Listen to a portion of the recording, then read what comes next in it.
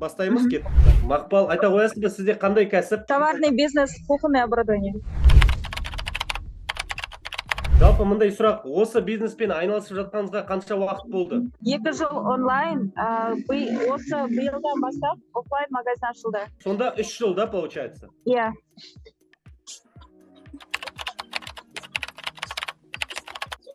Ага. Енді командада қанша адам бар? Командада 2 адам, 2 сатушы. Біреу онлайн жұмыс жасайды, біреу офлайн. Бір сатушы онлайн, бір сатушы офлайн, да? Иә.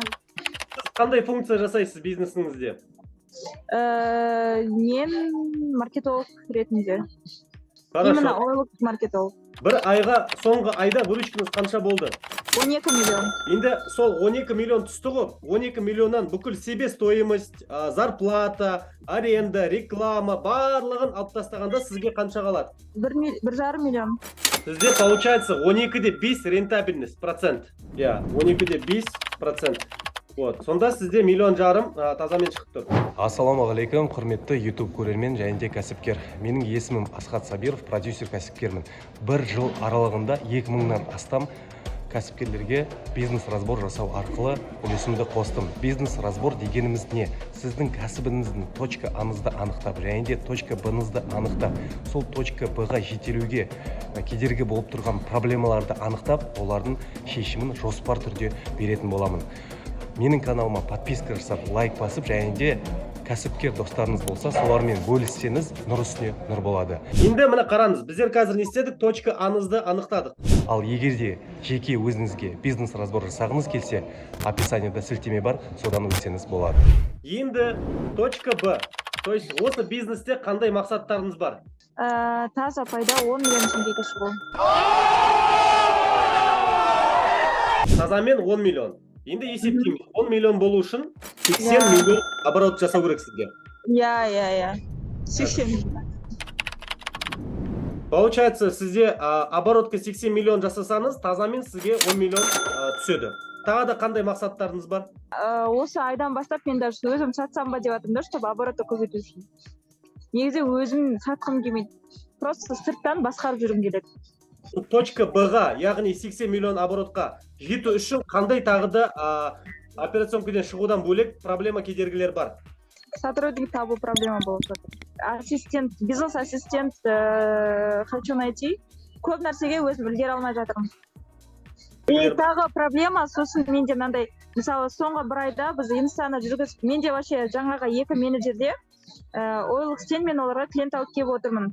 Соның арқасында олар 12 миллион оборот жасап жатыр. Содан менде проблема да. Проблема да ты? Проблема? Ну, чтобы 3 менеджер алсам, оларды қалай клиентпен қамтамасыз ете аламын? Сол проблема. Получается, таргет жібересіз, заявка бар, но качественный клиенттер жоқ, яғни продажа жоқ, дұрыс па? Иә. Мына сіз соңғы айда 12 миллион товар оборот жасадыңыз ғой. Қанша клиент ол? Наверное, 70 примерно. 70 емес, может быть 50. Может 50 десеңіз де, 50-70 аха. Сол бойда қанша клиент обслужить еттіңіз? Нақты білмеймін оны. 1000 болып тұр ғой. Шамамен 1000 клиент, да? И то арасында постоянныйлар бар, осылай қайта алатындар дегенде сияқты, иә? Иә. Қараңыз, 20%-ке көтерсеңіз, уже сізде бұл жерде 16 миллион теңге болады тазамен. Енді мындай сұрақ. Соңғы айда 12 миллион, мына 50-70 клиент деп жатсыз ғой, сол 50-70 клиентті неше процент мощный жұмсалды деп ойлайсыз? 60% жұмсалды, 40% бос, иә? Иә. Хорошо, мен неге сұрап жатырмын? Мен қазір команданың бар күшін есептеп жатырмын. 12 миллионнан максимум 20-25 миллионға көтере аласыз, ал ары қарай уже мощность жетпейді сізде, түсініп жатсыз ба? Вот, сондықтан дополнительно команда керек та уже. Мы команда. Ары қарай 80 миллионға жасау үшін. Ең бірінші сізге есеп керек. Есептеу керек. Четко, потому что бизнес бұл есептен құрылады да. Вроде оңай нәрсе, біз бизнесмендер не үшін бизнес жүргіземіз? Таза пайдамызды арттыру үшін ғой, есептеу керек та. Сізге айтайын, 90% есептемейді бизнестерін. Дұрыс есептемейді. Ары қарай команда өсіру керек. Команда өсіру керек. Не үшін? Операционкіден шығу үшін. Потому что өзіңіз бухгалтер, доставщик, өзіңіз сатасыз, через не хочу, ертең бизнес не только мына жерде тұрады, а мына жерге не кетіп қалады да. Сонда бизнес ташната болады да. Менде сондай болды. 5 жыл бойы Казахкарго компаниясын жүргіздім. Ол жерде 20-ға жуық сотруднигім болды. И сол мезде маған бір адам керек болды, который мені бизнесімді қағазға осылай түсіріп, сыртынан шығарып алып.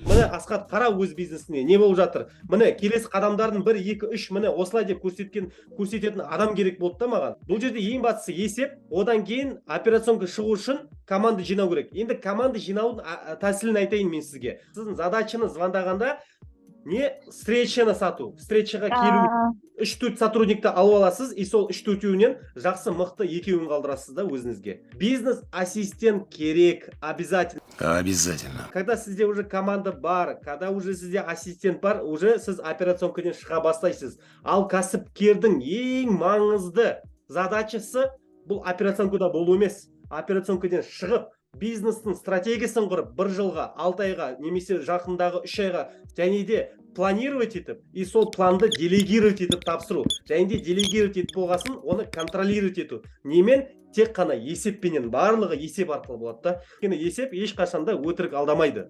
Ары қарай, таргеттен качественный клиенттер жоқ. Потому что сізде есеп жоқ. Дым жоқ. Таргеттен 50 адам хабарласты. Мысалы, рекламаны 1000 адам көрді, 1000 адамнан 50 адам хабарласты. 50 адамнан вообще 0 продажа болса, значит, обработкасы дұрыс болмай жатыр. Обработкасы болмай жатыр. Қарау керек, анализировать ету керек. Алмай қалған клиенттерге қайтып звондау арқылы сұрау керек. Неге алмай қалдыңыз? Неге ұнамай қалды? Потому что клиенттен басқа ешкім шындықты айтпайды да. Қараңызшы, біз сіздің бизнесіңізді қазір басыңыздан алып, қағазға түсірдік, уже кішкене қандай басқаша көрініп жатыр ма көзқарасыңыз? Иә. Бизнесті сыртынан қарай білдім. Мысалға, менде қандай проблемалар бар нақты? Соны біле алдым, и сол бойынша не нәрсемен жұмыс жасау керектігін түсініп отырмын.